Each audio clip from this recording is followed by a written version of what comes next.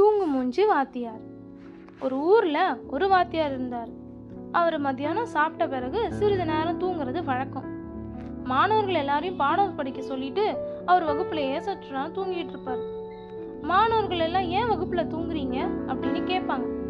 அதற்கு அவரு திறமையா பேசுறத நினைச்சிட்டு, நான் தினமும் கனவுலகத்துல போய் அங்க இருக்க பண்டைய காலத்து ஞானிகளை பார்த்து பேசிட்டு வருவேன் அப்படின்னு சொல்லுவாரு.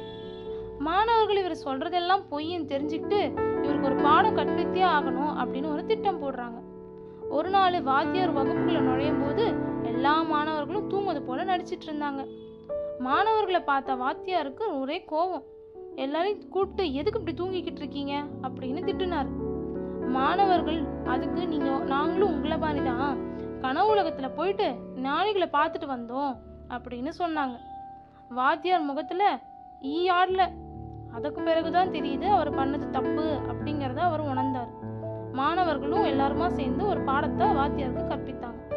இதுல இருந்து நம்ம என்ன தெரிஞ்சுக்கிட்டோம்? நம்ம என்ன வேலை செஞ்சாலும் அதை சரியா செய்யணும்.